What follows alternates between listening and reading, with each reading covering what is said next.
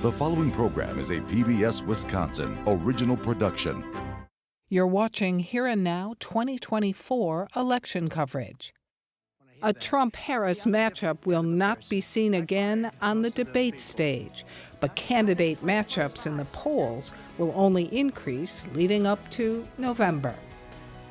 I'm Frederica Freiberg. Tonight on Here and Now, we'll hear the latest matchups from Marquette Law School poll director Charles Franklin. Then a report on the threats mounting against election workers and elected officials, and how home values and recent tax levies might impact your wallet at year's end. It's Here and Now for September 13. Funding for Here and Now is provided by the Focus Fund for Journalism and Friends of PBS Wisconsin.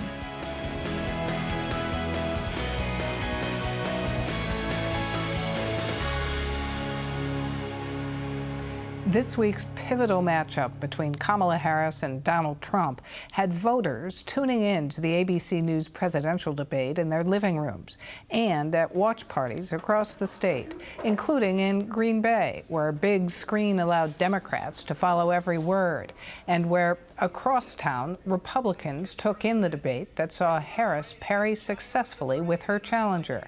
Here's a clip with the candidates responding to the issue of abortion. Her vice presidential pick says abortion in the 9th month is absolutely fine. He also says execution after birth. It's execution, no longer abortion, because the baby is born, is okay. And that's not okay with me, hence the vote. There is no state in this country where it is legal to kill a baby after it's born. Madam Vice President, I want to get your response to President Trump. Well, as I said, you're going to hear a bunch of lies, and that's not actually a surprising fact. Let's understand how we got here. Donald Trump hand-selected 3 members of the United States Supreme Court with the intention that they would undo the protections of Roe v. Wade. And they did exactly as he intended. How might the debate performances of the candidates move the needle in the 53-day sprint to Election Day? We asked Marquette University Law School poll director Charles Franklin out this week with his latest survey. And hi, Charles.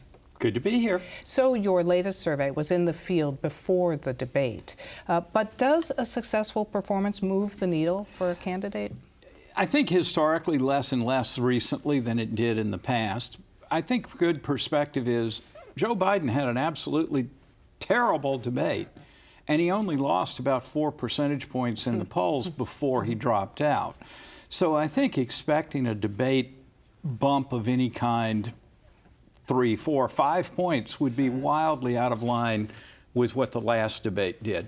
A point or 2, maybe, but it may also help bring people home to their parties, more solidify the votes for both sides. So your poll was in the field immediately following the Democratic convention, and we did see some movement for Kamala Harris with 52% to 48% for Harris over Donald Trump. How does that compare to your polling last month? Yeah, that was a couple of points up for Harris and a point down for Trump. So not much movement. Remember, the margin of error is 4.6. So each of those moves is modest compared to the margin of error. But it does reinforce the idea that Harris had a pretty good convention and that showed up in this poll. It's also your first poll with VP candidate Tim Walz on the ticket. What kind of favorability does he have, and does he factor into this? Of the 4 presidential and vice presidential, Walz is the only one with a net positive favorability, +6, more favorable than unfavorable. But he also has the largest don't know at 19% that don't know enough about him yet. And so initially, the reaction is strong. We asked the same question of Walz that we asked about J.D. Vance. Do you think he's an excellent, good, fair, or poor choice? Among Democrats, 90% think Walz is an excellent or good choice. Among Republicans, it was 75% that said the same thing about J.D. Vance the week after that convention. So both parties are quite satisfied with their VP nominees. Democrats a little bit more.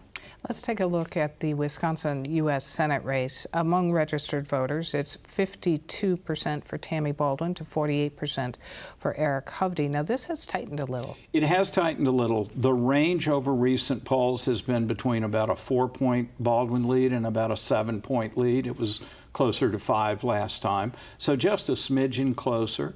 One thing that's happened is Hovde has been getting better and better known. Only 22% still say they haven't heard enough about him now. That was 80% in January. And this time he made a little bit of progress on the favorable, unfavorable dimension. He's still net negative, but he's a little better than he was last month. One thing that stood out to me in your polling on this particular race was that independents favor Baldwin by 65% to Hovde's 33%. The caution here is independents are a fairly small sample. They're only about 6 or 8% of the public, so there's a lot of margin of error there. But what we have seen consistently is independents were favoring Trump while Biden was still in. They came to about evenly divided last month. This month, they're pretty strongly favoring both sets of Democrats, Harris and Baldwin. I would be very cautious about thinking this is a permanent position because of the sample size and because independents are independents. They do change their minds, and they can be so critical in the last week or two of the campaign, making up their minds late. Let's talk about enthusiasm to vote in your poll. This also stood out. 72% of Democrats say they are very enthusiastic to vote, compared to 63% of Republicans. Now, how have these numbers shifted? They've changed tremendously. Back in the spring and through the point where Biden dropped out, Republicans were 10 to 15 points, or even 20 points at one stage, ahead of Democrats in enthusiasm.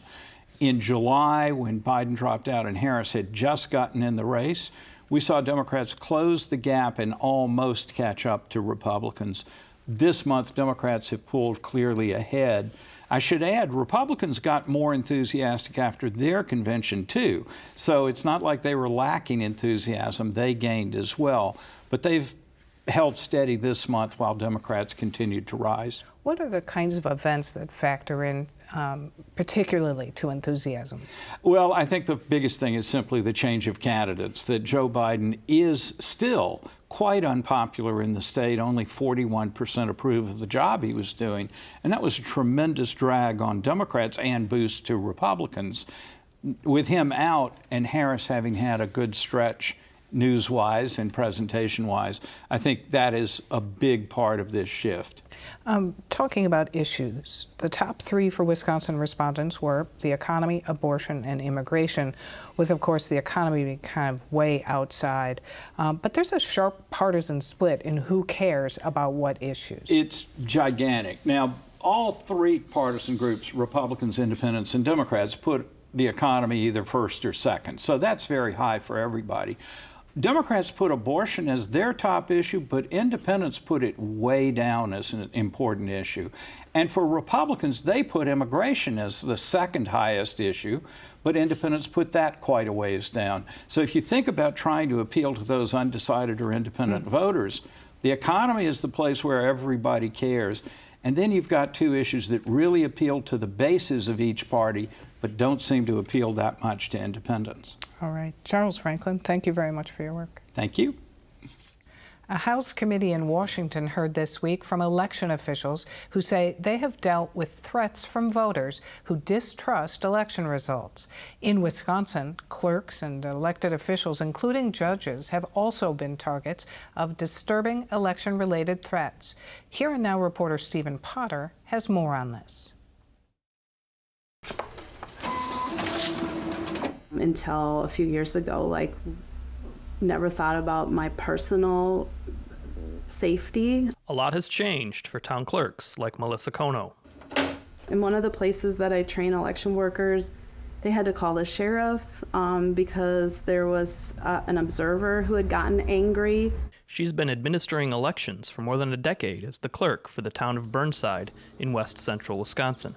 It has just changed so much from when I started. I never initially thought that I would have to talk to them about de-escalation and how do you get a hold of the sheriff if you're getting a threat? Kono trains other municipal clerks around the state as an associate professor with the UW Division of Extension. There are outright threats, right? But there are also comments and things that are said that feel threatening.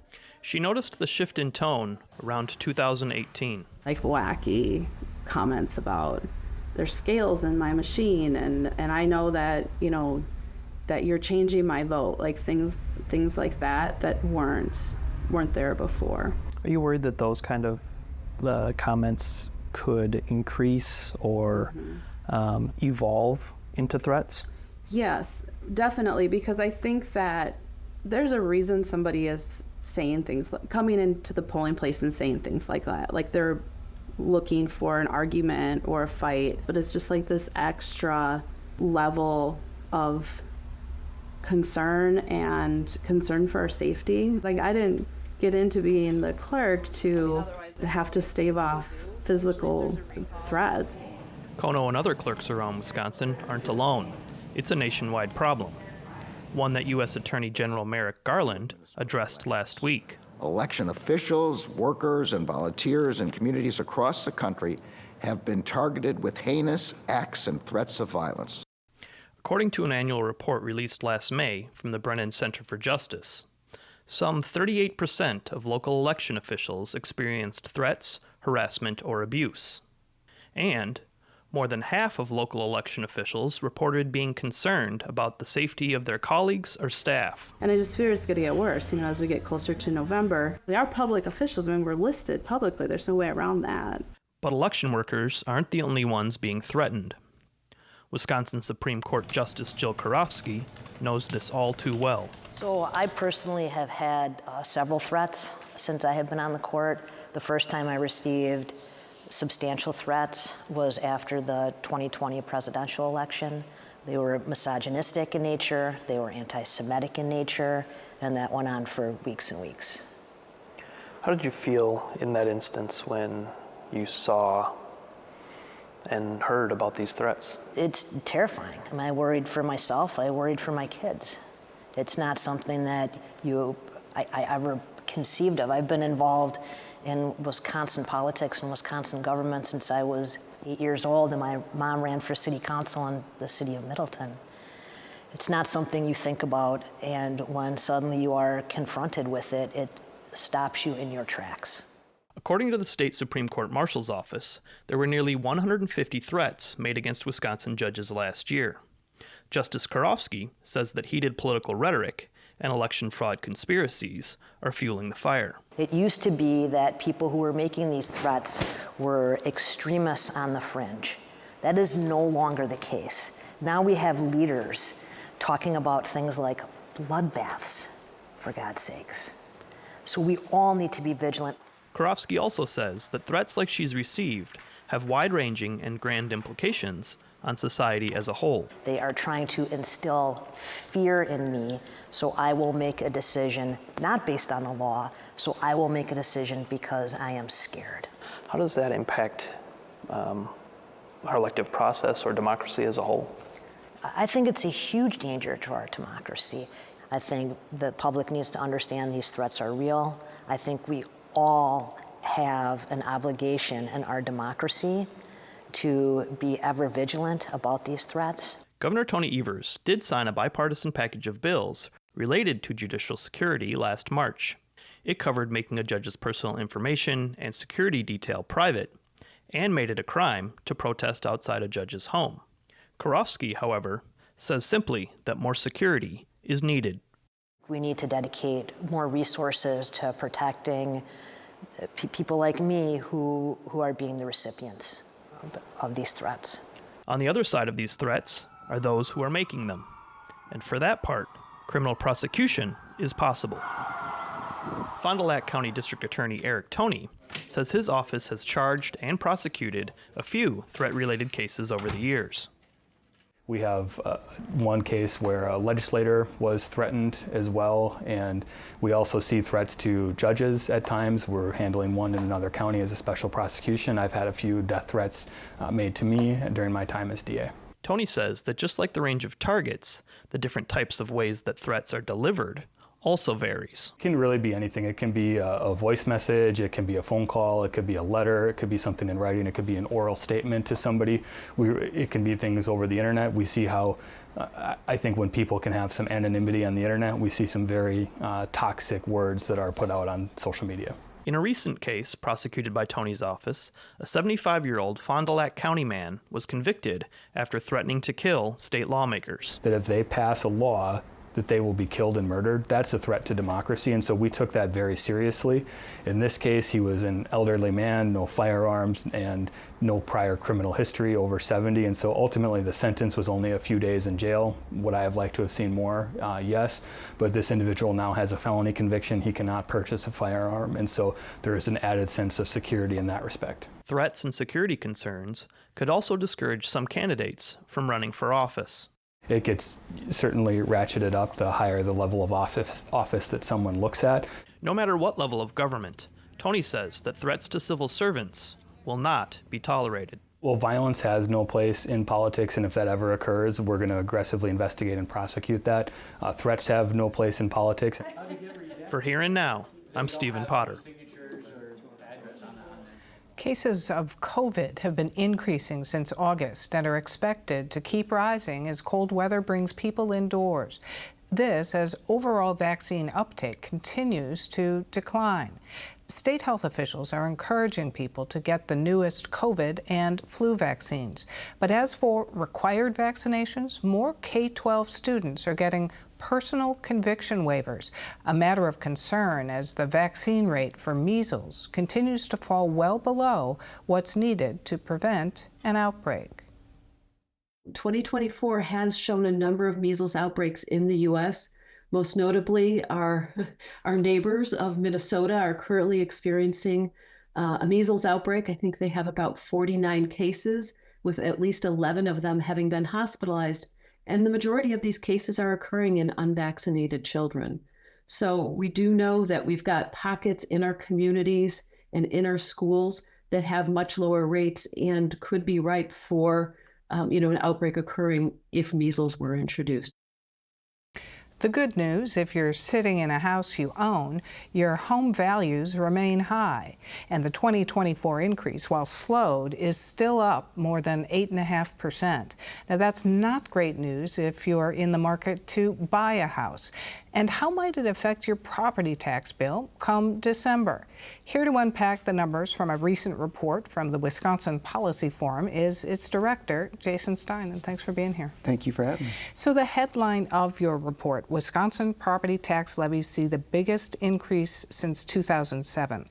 But that actually cuts the tax rate. So what does that mean we can expect when we open our December tax bill? Right. So the bills back in December of last year was a significant increase. Now that's in the gross levy, so there are state tax credits that lower that a little bit, but it's still a very significant increase that we saw in December 2023.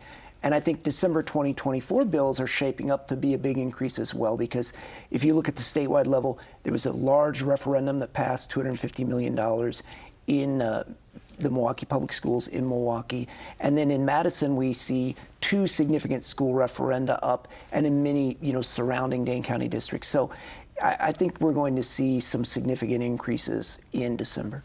So we were also talking about home values. Now, those increases in home values have cooled, but they are still historically high? Right. I think what we could say is they're still rising rapidly, home values, just maybe not at ridiculous speeds as we saw in 2022 and 2023. So, that's good, as we said, if you're sitting in a house that you own. But what about people who are trying to get into that market? I think that's something to watch because, there's already been a lot of angst and worry for, the younger generations as they try and angle their way into that market. We have seen uptick in construction of particularly of multifamily housing, but to a lesser extent of single family housing. So that will help. But, we still do not seem to be meeting the demand with just the housing stock we have and the construction projects in the pipeline. As to taxes on properties, property tax revenues don't seem to be keeping pace for local governments, and schools, some of which, like Madison, that you spoke to, find themselves with deep budget holes in both the city and school coffers. But how could a growing city like Madison be in that place? When you look at cities, it does help under state law if a city is growing like Madison is and adding new property value. However, the property tax levy for the city of Madison and any other city, it's limited by the increase in net new construction. And, you know, the city, in other words, can have hundreds of millions of dollars in new construction, and what that adds is just $1 or $2 or $3 million on the existing levy. It's a relatively small amount. And so, you know, when you look at a budget where they need to generate in a given year tens of millions of dollars to pay for the inflationary costs, then that ends up translating into something of a shortfall. Madison in particular hasn't gotten a lot of state aid in recent years, you know, so that's another factor for Madison. And then also there's inflation, and local governments in some cases and school districts have promised wage increases that they know their revenues are not sufficient to pay for. So that leads them with either cutting in other areas or going to referendum, which is what many of them are doing. So there we are on the budget hole kind of circumstance. But as to property taxes, you've said that lawmakers over the decades obviously have tried to implement ways to constrain property tax increases, and you feel like that might be coming up again. Yes. I mean, I think particularly since 2011 in Wisconsin, state officials, elected officials have taken very many efforts to rein in local property taxes, and they have been very successful. So, you know, the property tax burden in the state has fallen, the state's overall tax burden ranking nationally has fallen.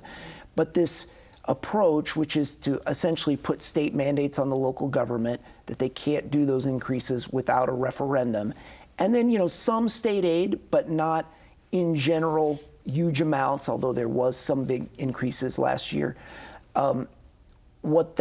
That approach, I think, seems to be coming to an end or faltering.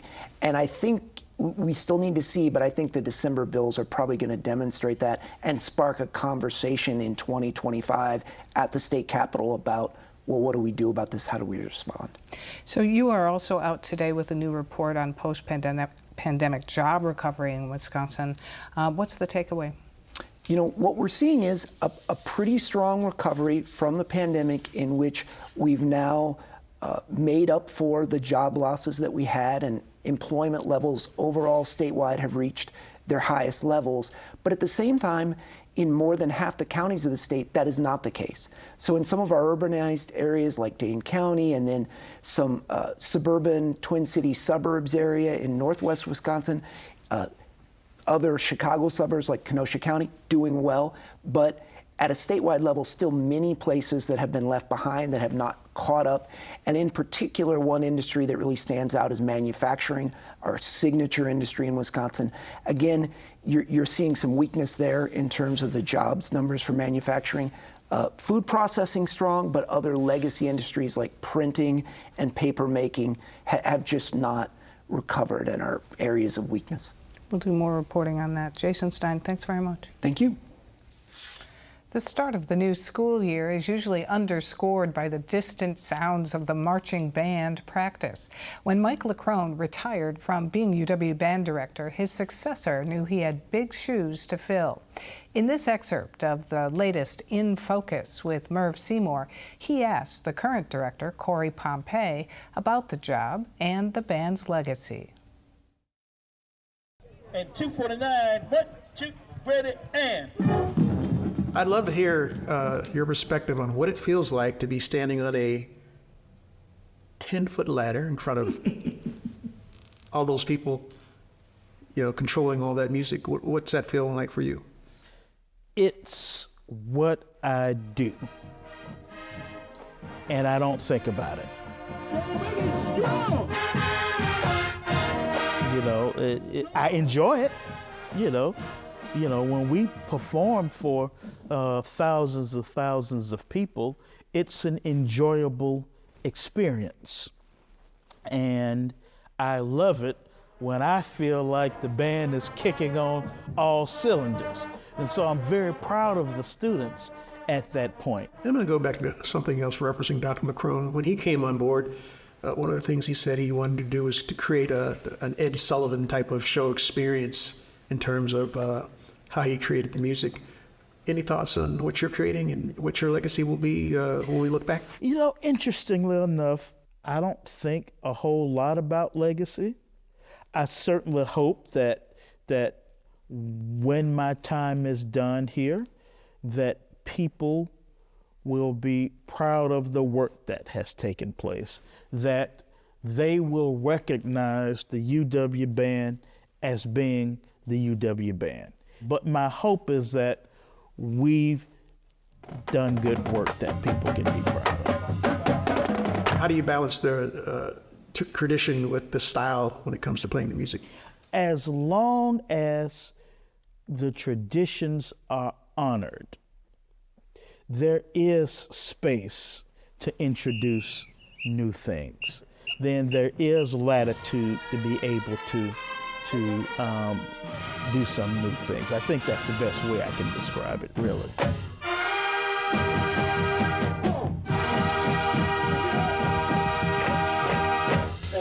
For more on this and other issues facing Wisconsin, visit our website at pbswisconsin.org and then click on the News tab.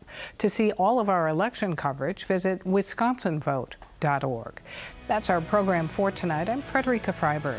Have a good weekend.